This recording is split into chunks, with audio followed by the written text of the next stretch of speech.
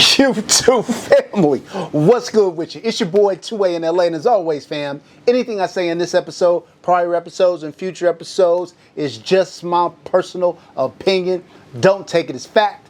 Don't take it as law. Always do your own homework and come up with your own conclusions. Right about now, fam, I should go ahead and tap that like button for your boy. If you're new to the channel, I want to say welcome. Come on in. You can join the congregation by smashing that subscribe button and requesting all post notifications. And if you are an existing supporter of this channel, I appreciate you more than you can possibly imagine. You are the reason this channel is anything. All right, fam, let's get into this episode. So I want to start off by saying this. I'm not a doctor. I'm not a nutritionalist. I'm not any of those things. I'm not trying to give you any medical advice. But I have had a significant physical transformation. And a lot of people out there who struggle with weight have asked me to kind of talk about my weight loss journey and how I've gone from where I was to where I am today. I should probably give just a little bit of background that, you know, for most of my life, I've been an athlete. I played high school and college basketball at a high level. And then once I graduated from college and started my professional career, I continued to play basketball in different leagues and things like that. So I was pretty active. It wasn't until I started to slow down some in my mid-30s. And I have a job in finance. I'm an executive, and you know, it's kind of a sedentary position. And I wasn't blessed with the kind of genetics that just I never put on. I can eat. Some people just eat whatever, and they can be totally unhealthy on the inside, right? But exteriorly, they look cool because they just don't gain a lot of weight. I wasn't blessed with that gene. If I don't eat properly and if I don't exercise, I'm going to blow up. I'm going to blow up. So I would say, you know, after about 35 or so, I would have these bouts with weight gain. You know, maybe I put on 15, 20 pounds, then I get focused and I drop it. Maybe I put on 30, 40 pounds, I get focused and I drop it, right? Well, in November of, now I'm a tall guy too, I'm 6'2", and so I carry weight maybe a little bit better than some people who are maybe shorter and don't have a long frame. So sometimes maybe I can get away with being a little heavier and it doesn't stand out to people as much. But in 2023, for a variety of reasons. I had a knee injury. I was very, very busy with work. I was going through some things personally. I gained the most weight I had ever gained in my life. I was the heaviest I had been in my entire life. I was 6'2", 325 pounds. Now, the one thing I've always been pretty good at is making sure I go to the doctor, making sure I'm getting checked out. So if you're not doing that, please do that. Because a lot of times you don't even have to be heavy to have a medical issue that needs to be addressed. And early warnings are the things that get you through those kind of things. And I can't tell you how many tragedies I've experienced in my life with friends and family who were kind of dilatory, were not on their P's and Q's about getting to a doctor once a year and having blood work done and having a full physical done, to very tragic ends. And so I encourage all of you guys to make sure you're going to see your doctor.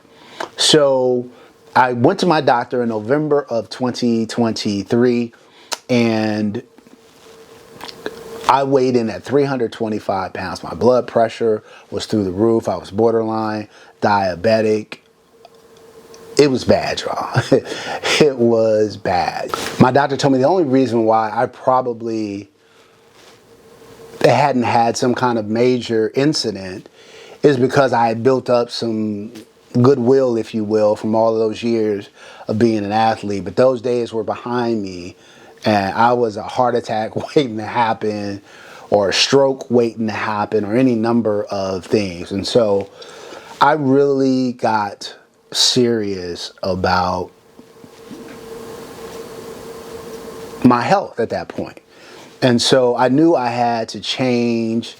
I had lost weight before. I knew kind of some of the do's and don'ts. I'm not here to tell you what to do. There's so much information out there, good and bad for that matter, about how to go about losing weight.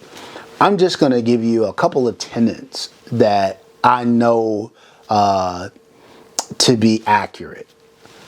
Weight loss is 90% what you eat. It's 90% about what you put in your mouth. Now, there are people out there, and I used to be one of them, who used to say, eat what you want to eat, just work out.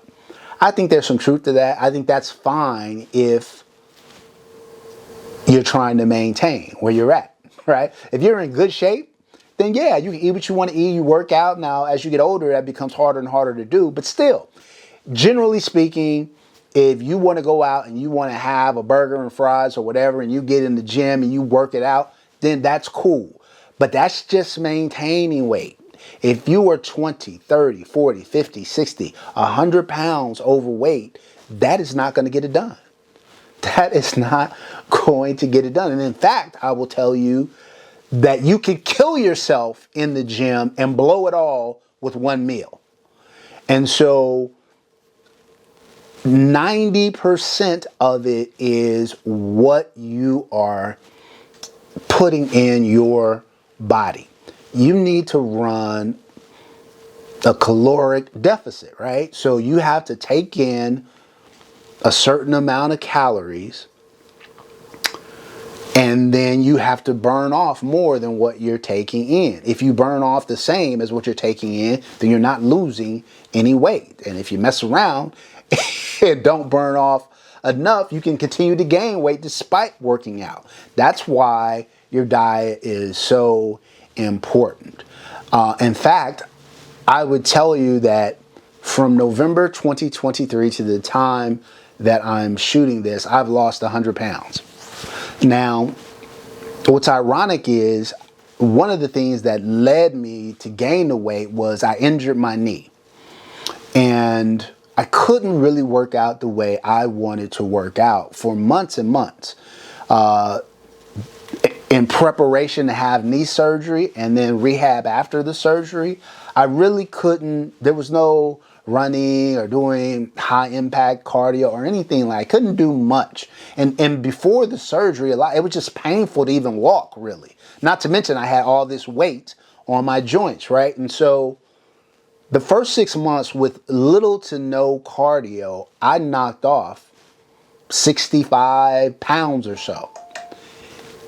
And that was all diet. It was all me really limiting the amount of food that I was eating and improving the quality of the foods that I was eating.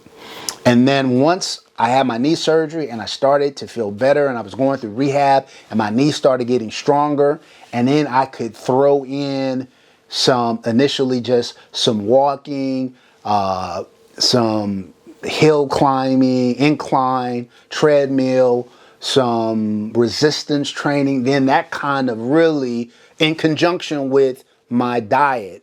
So I had a really, really good diet, but I wasn't working out. But like I said, 90% of it is diet. So the weight started to come down. Then when I kicked in with some workout and maintained my diet, I didn't say, oh, well, I can work out now, so I'm going to get loosey-goosey with my diet. No, I kept my diet, and then I added the cardio, and then more and more and more. And so, look, fam, I'm still probably about 10, 15 pounds away from where I'd like to be. Ideally, now it's much less about what's on the scale, though, more about body composition, body fat percentage, and things like that. But look, if there's a few pieces of advice that I would give you is focus on your diet. Focus on what you eat. Number one. Number two, I would say if you have a lot of weight to lose, I'm going to say more than 25 pounds. If you got to lose 30, 40, 50, 60, 70, 80, 90, 100 pounds, this is a marathon, not a sprint. People who go cold turkey and get on some super harsh diet and some highly intensive workout program, if you can't maintain, it took me a year and a month or so to lose that 90 to 100 pounds. And so if you're not going to be able to do that, you can't run a marathon. This is a marathon, not a sprint. You can't sprint for a year, right? So you have to work yourself into it. And the key is stick-to-itiveness. Don't give up. If you have a bad day, if you have a bad meal, don't make it a bad day. If you have a bad day, don't make it a bad week, right? Snap back into your program. Don't let one disappointment lead you to losing all your gains. I would also say this, that too many times we're focused on the scale. So if you look at the weight that I lost over the course of a year, it probably amounted to about 2 pounds a week or so, or a little less than 2 pounds a week. That's good weight loss, but the weight doesn't come off like that, right? It's 0 pounds this week. It's 0 pounds next week. It's 4 pounds the week after that. It's 5 pounds the week after that. It's 0 pounds the next few. So what the workout and the diet that you do today shows up on the scale a couple of weeks from now.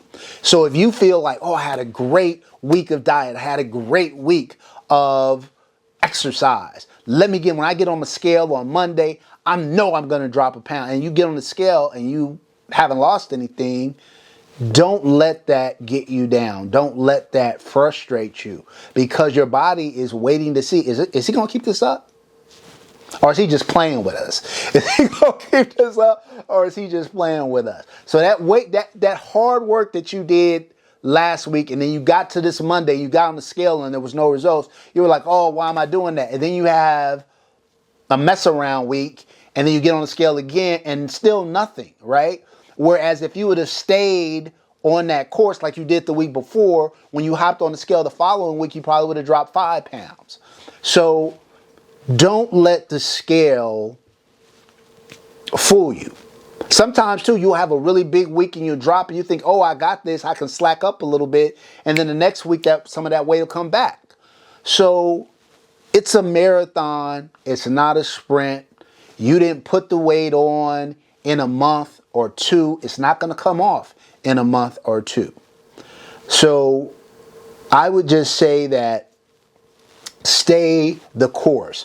Be resolved. If you do that, the weight will come off. You will make gains. And then once you lose the weight, unless you've won the genetic lotto, which I did not, you have to be mindful, because whatever you're doing, when you stop, if you go back to old habits, the old weight will come back. And so that's where my mentality is now. I'm really now about, like I said, transforming my body to be exactly what I want it to be, and then maintaining that and those good habits on a go forward basis. But people had asked me about it. I thought I'd put out a little video talking about it. So that's kind of been my weight loss journey. That's what I did. That's how I did it.